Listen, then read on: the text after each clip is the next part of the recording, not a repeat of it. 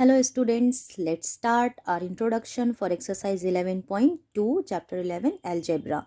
So today we are going to learn about some concepts first, जैसे कि variables का use commonly हम लोग कैसे करते हैं। सबसे पहले कुछ रूल्स हमारे पास होते हैं जो कि ज्योमेट्री में आते हैं, अरिथमेटिक में आते हैं। तो इन रूल्स में ज्योमेट्री वेरिएबल का क्या यूजेस है। तो फर्स्ट ऑफ ऑल चलो ज्योमेट्री में वेरिएबल के कैसे रूल्स फॉर्म होते हैं वो देख लेते हैं। तो ज्योमेट्री का मतलब आपको पता है शेप्स होते हैं, जैसे कि स्क्वायर है, मान लो ये एक स्क्वायर है, इसकी एक साइड की लेंथ है एल, ठीक है, length of one side is equals to L. L क्यों बोला? बिकॉज ये क्या है, ये चेंजेबल है। चेंजेबल मतलब कि ये जो लेंथ है एल की वैल्यू यहाँ पर कुछ भी हो सकती है, 2 मीटर, 4 मीटर या 2 सेंटीमीटर या 4.5 सेंटीमीटर या 10 या 100, एनीथिंग कैन बी, ठीक है। तो इसका रूल हम क्या बनाएंगे, अगर हमें इसका पेरीमीटर निकालना है मान लो, तो हम लोग इसको फॉर्मूला है find out the perimeter of square. अब पेरीमीटर हमें पता है, एक साइड, फिर दूसरा साइड, फिर तीसरा साइड, फिर चौथा साइड, है ना, यानी कि L plus L plus L plus L.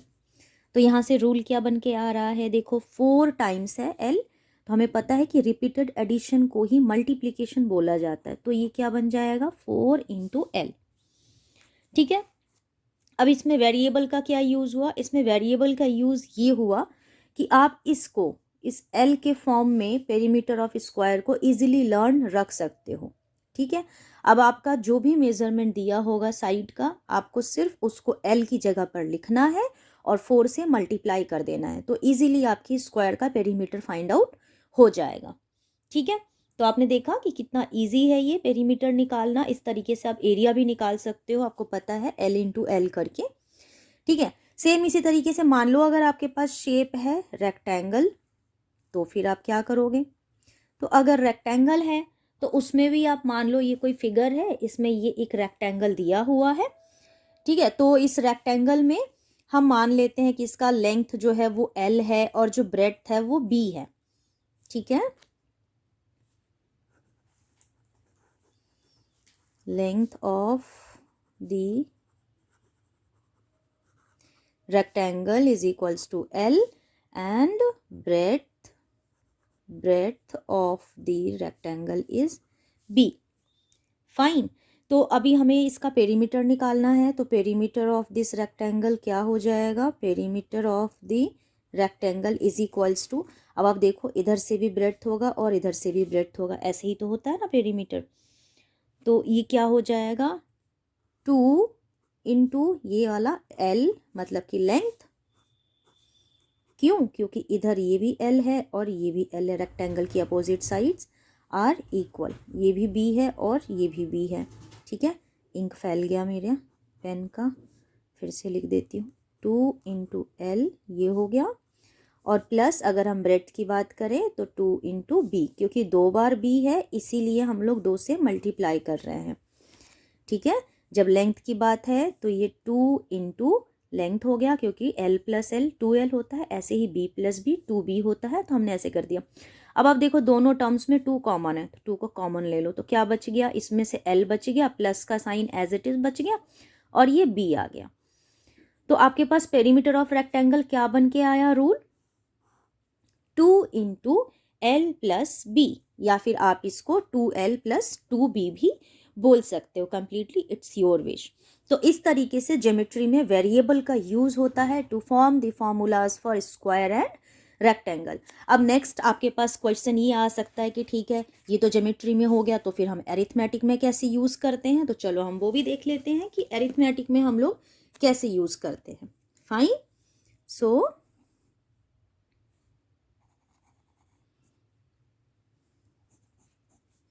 Spelling गलत लिख रही हूँ मैं आजकल, रूल्स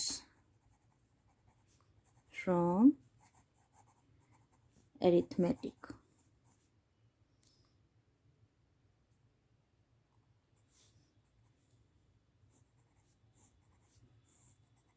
अब एरिथमेटिक में कैसे यूज़ होता है, तो सबसे पहले आपने पढ़ा होगा एरिथमेटिक में, क्या पढ़ा होगा, commutativity of addition of two numbers. ठीक है, मैं लिख देती हूँ, कम्यूटेटिविटी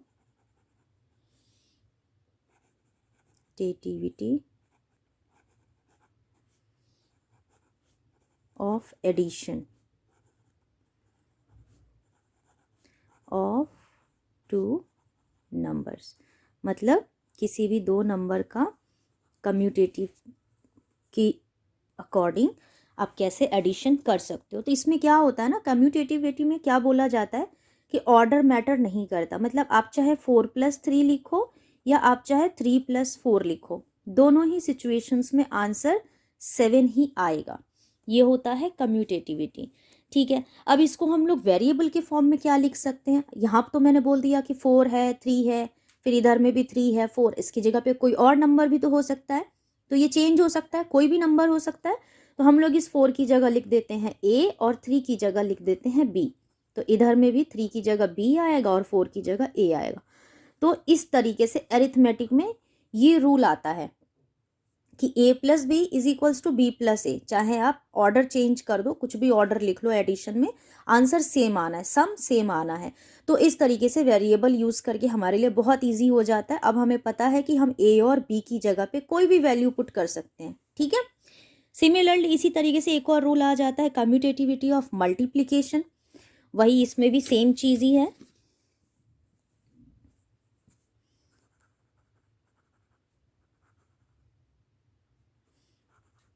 कम्यूटेटिविटी ऑफ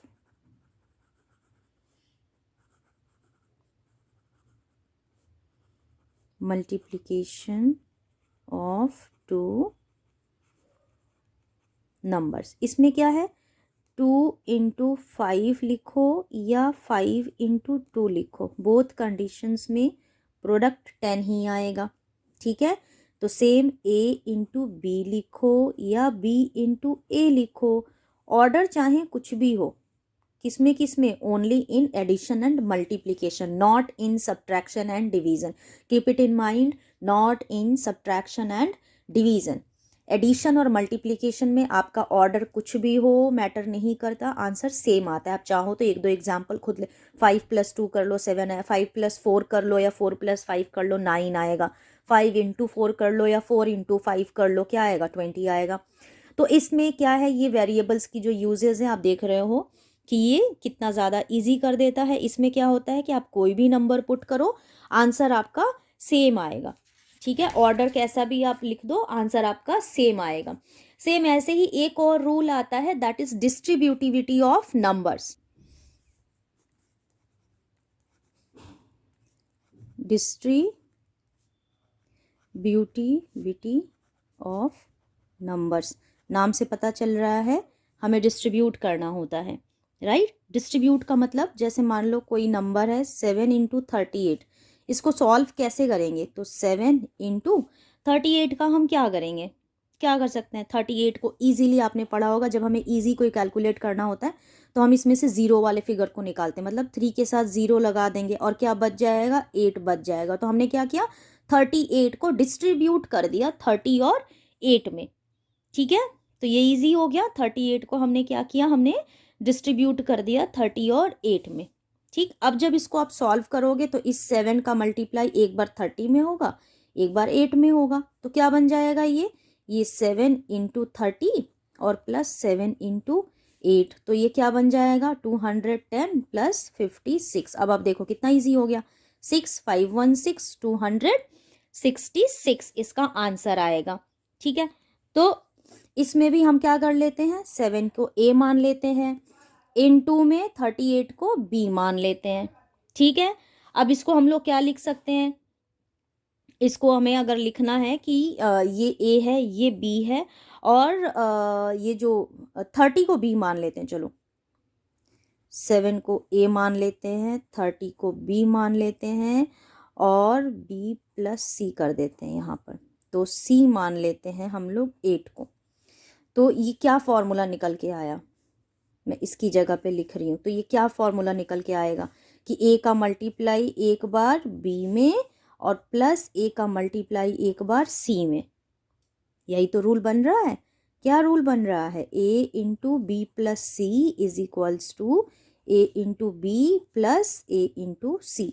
ये आपका रूल बन के आ रहा है डिस्ट्रीब्यूटिविटी का। ठीक है, तो अगेन आप देख रहे हैं कि ये कितना ज़्यादा इजी है। जब डिस्ट्रीब्यूट करना है हमें नंबर्स को, तो हमें क्या करना है, 38 को ब्रेक करना है, मतलब डिस्ट्रीब्यूट करना है, और फिर जो 7 है उसका दोनों टर्म्स में मल्टीप्लाई हो जाएगा। दोनों टर्म्स में मल्टीप्लाई क्यों होगा? क्योंकि 7 38 के साथ मल्टीप्लाइड है। अब 38 को आपने 30 और 8 लिखा है, तो दोनों में ही 7 का मल्टीप्लीकेशन होगा। तो ये आपका डिस्ट्रीब्यूटिविटी का रूल बन के आ गया। तो आपने देखा कि वेरिएबल्स को यूज़ करके हमारे लिए ज्योमेट्री और एरिथमेटिक के रूल्स कितने ईजी हो जाते हैं। तो चलो अब इसी पे बेस्ड हम लोग अपना नेक्स्ट एक्सरसाइज करेंगे, उसके सारे क्वेश्चंस करेंगे। तो अब आप लोग नेक्स्ट वीडियो चेक करो एक्सरसाइज के क्वेश्चंस के लिए। Till then thank you and bye bye.